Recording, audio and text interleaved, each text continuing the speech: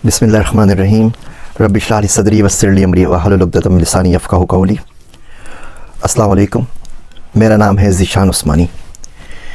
ये वीडियो बड़ी दुखी और तल्ख़ है आज की, और मुझे पूरी उम्मीद है कि इस वीडियो को डिलीट कर दिया जाएगा।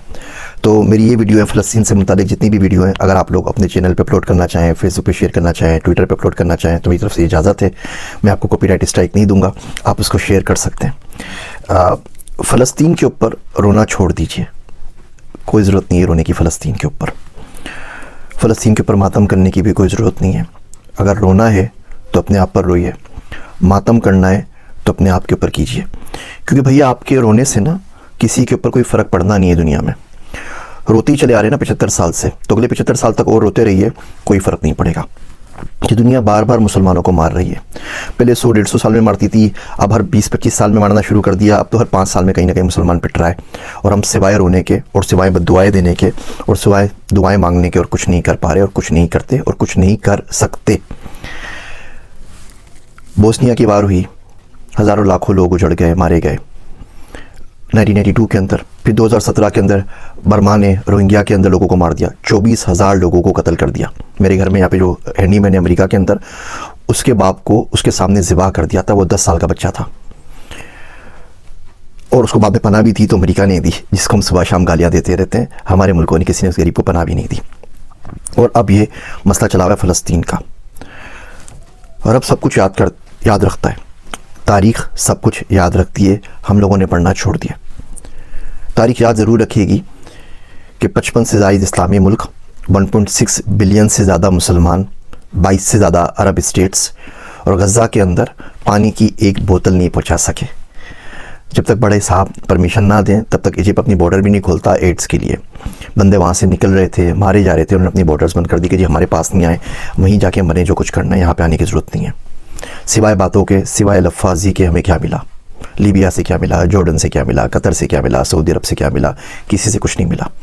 बोलने की हिम्मत नहीं है हम लोगों के अंदर। आप CNN के ऊपर चले जाइए, जितने इनके एक्स आर्मी चीफ हैं, जितने इनके डिफेंस एनालिस्ट हैं, सबके सब अपनी कहानियाँ गढ़ रहे हैं कि वार यूँ करनी चाहिए, ग्राउंड इन्वेजन ऐसे करना चाहिए, यूँ करेंगे तो इसराइल को नुकसान हो जाएगा, यूँ करेंगे तो फ़ायदा हो जाएगा। सबके सब आके अपने तबसरे कर रहे हैं। पाकिस्तान में आप बताइए ना, किसका आपने बयान सुना है? कोई एक्स चीफ हो जिनका आपने बयान सुना हो, कोई एक्स प्राइम मिनिस्टर हो जिनका बयान सुना हो, कोई एक्स प्रेसिडेंट हो जिनका बयान सुना हो, कोई डिफेंस एनालिस्ट हो जिनका बयान सुना हो? ये सारे के सारे कहाँ चले गए? इस्लामिक फोर्स बनाई थी ना पूरी की पूरी, जिसको हम लोग चेयर कर रहे थे, वो किधर गए? इस्लामिक फोर्स, उनका कोई बयान सुना है आपने आज तक? सिवाय छोटी सी लफ्ज़ी के, 1-2 घिसे पिटे बयानात के, हम कुछ नहीं कर पाते। और सामने वाले झूठ पे झूठ बांधे चले जा रहे हैं। मैं आपको कुछ स्टेट से, तो हम लोग डेटा साइंटिस्ट हैं, हमारा काम ही डेटा का काम होता है। पाकिस्तान में तो वो भी नहीं कर सके, बाहर आके कम से कम वो काम करने की इजाज़त है। 23 सालों के अंदर, 2001 से अगर शुरू करते हैं तो 23 सालों के अंदर हमास ने इसराइल के ऊपर कोई 27-28 हज़ार रॉकेट फेंके। अच्छा, जो रॉकेट होते हैं ना, वो मिलिट्री ग्रेड रॉकेट नहीं होते, वो जो यूरिया से घरों में बनाए जाते हैं ना, छोटा सा एम्यूनिशन की किसी के सर के ऊपर जा लगे तो बंदा मरे, अदरवाइज वो ज़ख्मी होगा बेचारा, वो वाले रॉकेट। और मोटर शेल्स 5-6 हज़ार वो फेंके। टोटल किसी भी एस्टीमेट से ये 36,000 से ज़्यादा नहीं है, 35,469 है टू बी एग्जैक्ट। आप 36,000 काउंट कर लीजिए इन 23 सालों के अंदर। आयरन डोम आ गया भाई, आयरन डोम तो 2011 के अंदर आया ना, उससे पहले तो आयरन डोम नहीं था, तो बिल्कुल खुले थे, वो आराम से रॉकेट फायर कर सकते थे। इन 23 सालों में इन 36,000 रॉकेट्स ने 69 बंदों को मारा, 69 बंदों की डेथ हुई। अच्छा, उन 69 बंदों में तो इसराइली हर काउंट करते हैं, और आप देख लीजिए ऑनलाइन तमाम लिखा हुआ है। 2 गायें मर गई वो भी लिखा हुआ है, 2 बकरियां मर गई वो भी लिखा हुआ है, 2 बच्चे हलाक हुए वो भी लिखा हुआ है। इसमें भी 4 फ़लस्तीनी थे अपने, वो पता नहीं उस बॉर्डर के उस साइड पे क्या करें। 4 फ़लस्तीनी 69 में शामिल है, वो हलाक हुए तो बच्चे 65। इसके अंदर जो बंदे 65 मरे, उसमें भी 5-6 मुसलमान थे, उनको भी निकाल दीजिए। तो एक्चुअली जो नुकसान हुआ 59-58 बंदों का हुआ, वो लोग वहाँ पर हलाक हो गए। अच्छा, इसका अगर आप एवरेज निकालें तो इसका मतलब ये हुआ 521 रॉकेट जब फायर होते हैं तो एक बंदा मरता है। 69 बंदे मरे, 36,000 रॉकेट फायर हुए हैं, तो 521 रॉकेट फायर होंगे तो एक बंदा मरेगा। अच्छा, ये तो 23 साल की हिस्ट्री चल रही है। उसके बाद क्या हुआ अचानक कि वो बोलते हैं कि जी हमास का एक रॉकेट फायर हुआ और गलती से घूम फिर के वापस आके अपने हॉस्पिटल पे गिर गया, हॉस्पिटल की पूरी बिल्डिंग तबाह हो गई, और उसमें 500 बंदे एक साथ मर गए। तो ये कैसे हो सकता है कि 521 रॉकेट मिलकर एक बंदा मार रहे थे पिछले 23 सालों के अंदर, और एक रात अचानक एक रॉकेट फायर हुआ, और इतना ज़बरदस्त रॉकेट बन गया वो घर के यूरिया से बना हुआ कि वो अपनी हॉस्पिटल पे लग गया, और उसने 500 लोग मार दिए, और हॉस्पिटल की पूरी बिल्डिंग जो है वो तबाह बर्बाद हो गई। और हम लोग ये एजेंडा बाय कर रहे हैं। आप CNN पे जाए, हर जगह बोलते हैं जी बिल्कुल इन्होंने अपने बंदों को खुद ही मारा है, ये खुद ही कत्ल हुए हैं, और कातिल अपने खुद ही हैं, और हम ये बात मानने को तैयार हैं, क्योंकि हम इसके अलावा कुछ कर नहीं सकते। और ये बर्बरियत जो है ये चली जा रही है और हम सिवाय बद्दुआएं मांगने कुछ नहीं कर रहे। दो तरह के पाकिस्तान में लोग हो गए। एक वो लोग हैं जो झोलियाँ भर भर के बद्दुआएं दे रहे हैं। वो शायर कहता है कि कब अश्क बहाने से कटी है शब हिजरा, कब अश्क बहाने से कटी है शब हिजरा, कब कोई बला सिर्फ दुआओं से टली है। ये दुआएं हमने तो मांगी थी अफगानिस्तान के लिए भी, फिर क्या हुआ, इराक के लिए भी मांगी थी, पाकिस्तान के लिए भी मांगी थी, सबके लिए मांगी थी, फिर क्या हुआ।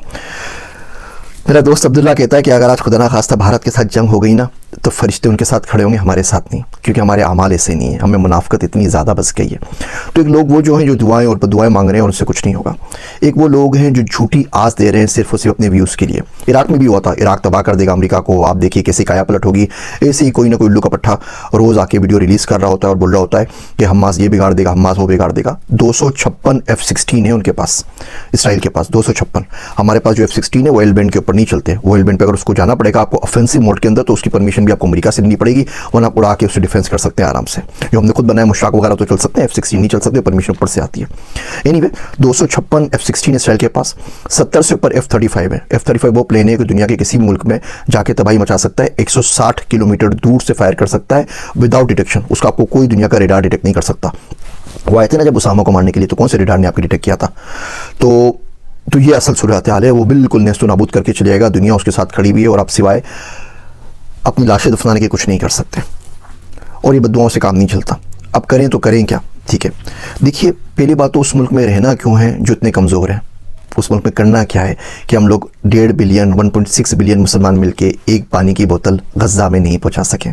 मरते हुए बच्चों के पास उस मुल्क में रहना क्यों है? कुरान शरीफ में आता है ना, सूरह निसा में आप देखिए, फीमा कुंतुम के तुम किस हाल में रहे हो, क्या करते रहे हो? तो लोग बोलेंगे अना मुस्तफ़ीना फिल अर्द, हम तो ज़मीन में बहुत कमज़ोर बना दिए गए थे।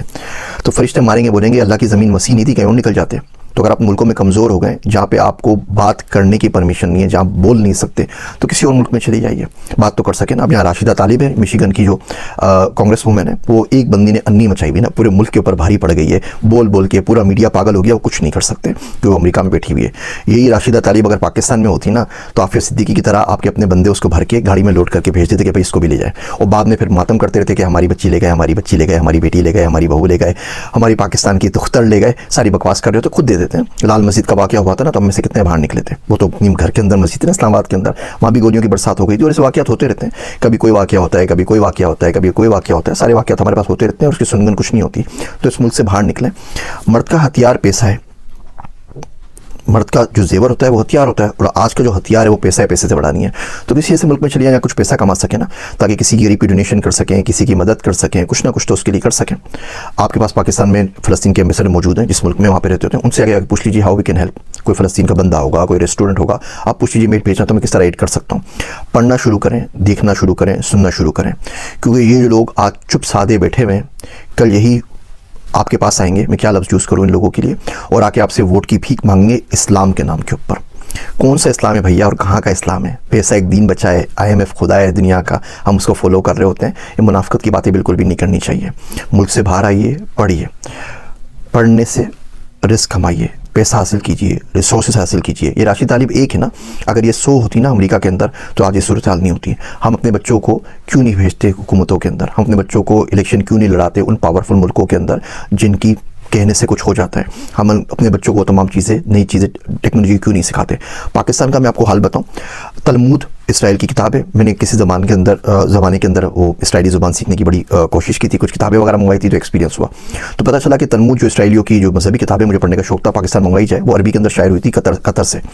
वो किताबें मंगवाई, कुछ और किताबें मंगवाई, वो छितर पार्क में मुफ्ती सईद साहब की लाइब्रेरी है, वहाँ पर मौजूद है, आप लोग जाके पढ़ सकते हैं। तो जब वहाँ पर इस्लामाबाद एयरपोर्ट के ऊपर आई तो उन्होंने कस्टम वालों ने रोक ली। तो उन्होंने ये कौन सी किताबें मंगवा रहे हैं आप? ये तो इसराइल की किताबें हैं, ये तो फलां किताब है, ये तो फलां किताब है। उनको बोलता रहा भैया किताबें हैं, पढ़ने के लिए मंगवा रहे हैं, रिसर्च के लिए। खैर उन्होंने 4 दिन तक वो रोक के रखा। फेसबुक पे जाके लिखा, लिंक्डइन पे जाके लिखा, कोई अल्लाह का बंदा मदद कर दे, मेरी किताबें छुड़वा दे, मुझे पढ़नी है, रिसर्च करनी है। अलगर्ज वहाँ पे गया, 7,69,000 रुपये उनकी फ़ीस भरी, चालान भरी, पता नहीं कौन कौन सी फ़ीस थी, रिश्वत ये भी नहीं पूछा। वो किताबें छुड़वा के लेकर आया और छितर पार्क में मुफ्ती सईद साहब की लाइब्रेरी में रखवा दी कि कोई बंदा अगर पढ़ना चाहे तो पढ़ लीजिए। इसी तरीके से एक दफ़े किताब मंगवाई, उसमें इसराइल का नक्शा था, तो हमारे कस्टम हुकाम ने उसको रोक लिया। बोला नहीं ये किताब तो नहीं, आप किस चक्करों में लगे हुए? मैं कहा यार भैया पढ़ रहा हूँ, मुल्क के बारे में जानना चाहता हूँ, जा तो सकता नहीं, पाकिस्तानी पासपोर्ट के ऊपर कम से कम समझने तो दो, पढ़ने भी दो, वो परमिशन नहीं मिली। इवन इंडिया से कुछ किताबें मंगवाई, वो आज तक नहीं मिल सकी, कस्टम्स ने रोक ली। यहाँ अमेरिका में मिल जाती। ये देखिए ये नक्शा लगा हुआ है इंडिया का, ये पुराना नक्शा लगा हुआ है। मैं जा रहा था कि किस तरीके से इंडिया को पढ़ूँ, इंडिया का मुझे बड़ा शौक है और बड़ा बड़ी ख्वाहिश है जाके विजिट भी करूँ। वहाँ से इन्विटेशंस भी आए हुए टॉक के लिए और बातचीत करने के लिए। उनके बोर्ड ने रब्ता भी किया था कि आप हमारे बच्चों के लिए 5वीं क्लास की बुक लिख दीजिए। मैं कहा भैया लिख तो दूंगा AI के ऊपर बुक, लेकिन उसके बाद पाकिस्तान नहीं जा सकूँगा, मार डालेंगे, तो बहुत बहुत माजरत। तो ये नक्शा पाकिस्तान नहीं आ सका, बहुत कोशिश की, बहुत ट्राई की कि आ जाए। कस्टम ने बोला कि आप किन चक्करों में लगे हैं भैया, पागल हैं क्या, उठाए जाएंगे, क्या कर रहे हैं। तो हम लोगों ने पढ़ना नहीं है। इसराइल 5.6% अपने बजट का GDP का रिसर्च पे खर्च करता है, दुनिया में सबसे ज़्यादा खर्च करता है।